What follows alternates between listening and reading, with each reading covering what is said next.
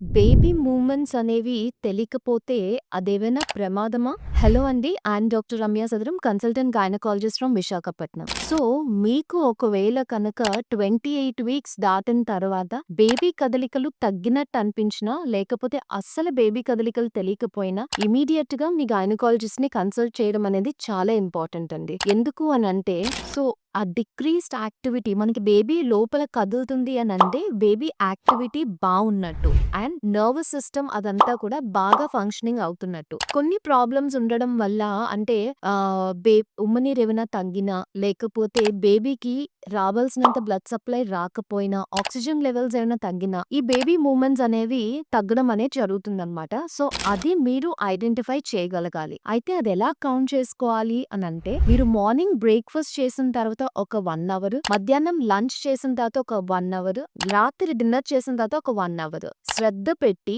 Baby ఎన్ని సార్లు కదులుతుంది అనేది లెక్క పెట్టాలి. సో, ఇవన్నింటిని మల్టిప్లైడ్ బై 4 చేసినప్పుడు 10 కన్నా ఎక్కువ మూవ్‌మెంట్స్ ఉంటే గనక మీ బేబీ కంప్లీట్‌గా నార్మల్‌గా ఉన్నట్టు. అలానే 12 అవర్స్‌లో అంటే మార్నింగ్ నుంచి కౌంటింగ్ స్టార్ట్ చేసినప్పుడు 12 అవర్స్‌లో 10 కన్నా ఎక్కువ మూవ్‌మెంట్స్ ఉన్నాయనుకోండి, మీరు కౌంట్ చేయడం ఆపేయొచ్చు. ఎందుకంటే మీ బేబీ లోపల హెల్తీగానే ఉన్నట్టనమాట. ఒకవేళ కనుక ఇంతకన్నా తక్కువ అంటే 10 కన్నా తక్కువ మూవ్‌మెంట్స్ అనిపిస్తే మాత్రం ఇమ్మీడియేట్‌గా డాక్టర్‌ని సంప్రదించాలి. అప్పుడు మేము బేబీ హార్ట్ బీట్ అనేది డాప్లర్‌తో చెక్ చేసి నార్మల్ రేంజ్‌లో ఉందా లేదా అనేది చూస్తాము. అలానే స్కాన్‌లో రిమైనింగ్ పారామీటర్స్ అంటే బేబీకి బ్లడ్ ఫ్లో బావుందా లేదా, అలానే అమ్నియోటిక్ ఫ్లూయిడ్ బావుందా లేదా, హార్ట్ బీట్ అనేది బావుందా లేదా అనేది చూస్తాము. అండ్ థర్డ్ టెస్ట్ వచ్చేసి సీటీజీ అంటామనమాట. సో, అది చేసి చూస్తాము. చూసి బేబీ హార్ట్ బీట్ ప్లస్ దాంతో పాటు తన యాక్టివిటీ ఎలా ఉంది అనేది చూసి మీ బేబీ హెల్తీగా ఉందా లేదా అనేది చెప్తాము. సో, బేబీ కదలికలు తక్కువ ఉంటే మాత్రం అస్సలు అశ్రద్ధ చేయకండి. మీ గైనకాలజిస్ట్‌ని వెంటనే సంప్రదించండి.